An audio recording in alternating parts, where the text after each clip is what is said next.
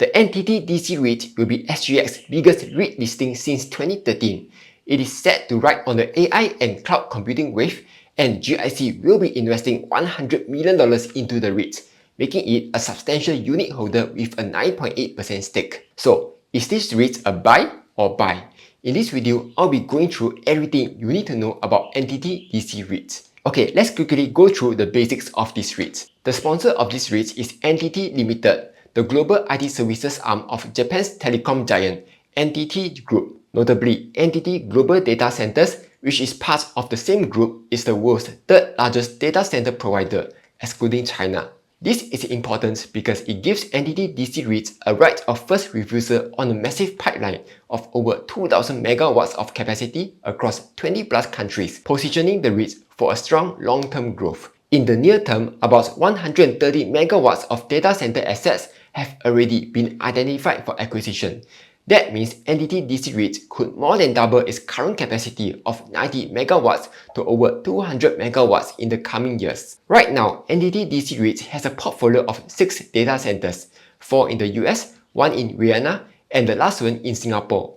All of them are freehold, except for the one in Singapore, which is on leasehold land expiring in 2070. The portfolio has a rather strong occupancy rate of 94.3% and a weighted average lease of expiry of 4.8 years. In terms of customer segment breakdown, around 49% of the customers by monthly-based rents are co-location, while the remaining 51% are hyperscale customers. Co-location simply means renting out the space, power, and cooling to multiple customers within the same data center. Because of the higher service levels and flexibility provided, the REIT can typically charge higher rates, and these leases often come with built-in rental escalations. Hyperscale tenants, on the other hand, are large tech firms that lease significant capacity. While pricing for hyperscale may be lower, they help anchor the portfolio with long-term stability, and their presence can also attract more co-location customers to the same facility. Quick pause. If you are looking for the best brokers to kickstart your investing journey, check out Interactive Brokers. You will enjoy one of the lowest fees in the industry at just 35 cents per trade on the US stock market. It also offers Ireland domiciled ETFs, perfect for saving on dividend withholding taxes. Plus, it also comes with free company research tools, so you can make smarter investing decisions. Feel free to use my Interactive Brokers link to open an account and start investing today.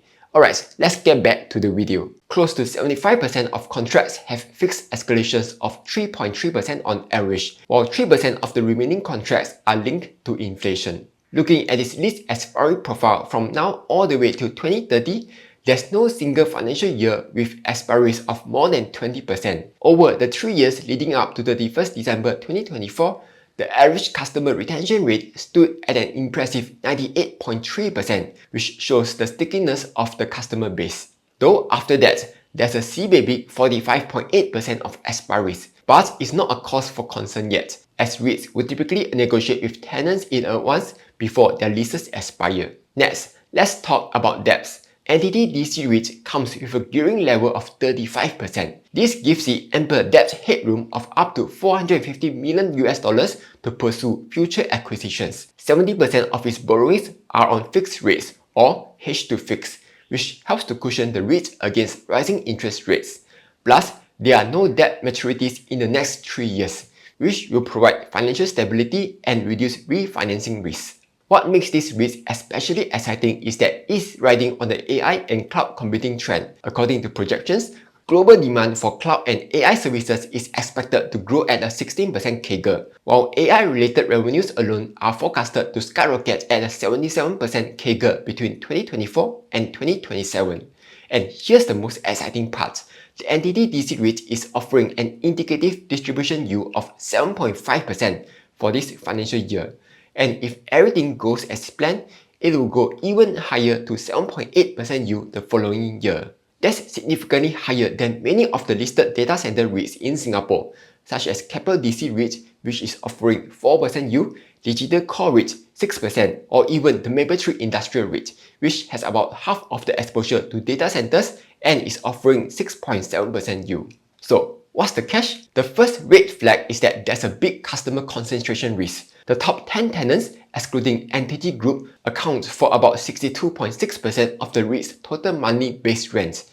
And even more concerning is that the largest tenant alone contributes to 31.5% of the base rent.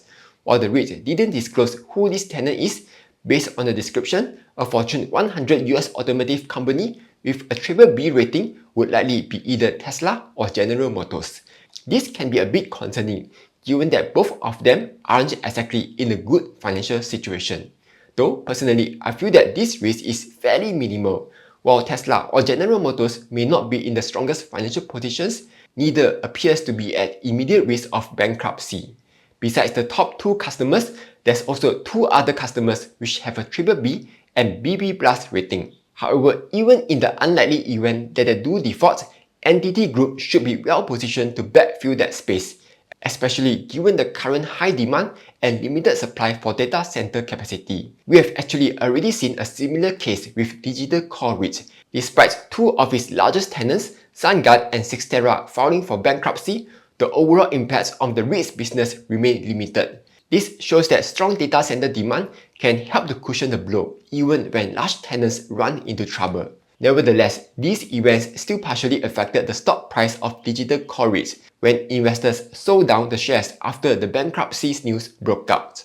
The second red flag for this REIT is that it's currently not profitable. So in the financial year 2024, it has reported a net loss after its gross revenue declined by 9.4% from $197 million to $178 million. This was due to a change in its anchor tenant in its CA13 facility, which resulted in vacancy periods of up to 6 months. And even though a replacement tenant has since commenced its co-location arrangement, it will take about 3 to 4 years to ramp up power consumption progressively, which will lead to a progressive increment in power revenue over the ramp-up period. As a result, the REIT does not expect to turn profitable until at least 2027. This could be a potential issue, given that as income investors, profitability is the key to sustaining dividends. And yet, in this case, not only is NTT DC REIT loss-making, it also plans to be rather generous with its dividend payouts. Third, this is not so much of a red flag, but rather a risk you should take note of, and that is forex risk. Currently, 5 out of its 6 properties are based overseas, so any fluctuations in forex will affect the REIT's distributable income. This is particularly relevant now, given that the USD to SGD pair has been declining. That said, the REIT manager has stated that they will be actively managing forex exposure to mitigate this risk as much as possible. Lastly, one risk pointed out by the blog called Dividend Passive Income is the 9.8% ownership restriction, which could handicap the REIT in times of crisis. The 9.8% ownership restriction is a requirement by the US regulators, which states that excluding the sponsor, no single unit holder can own more than 9.8% stake in the REIT.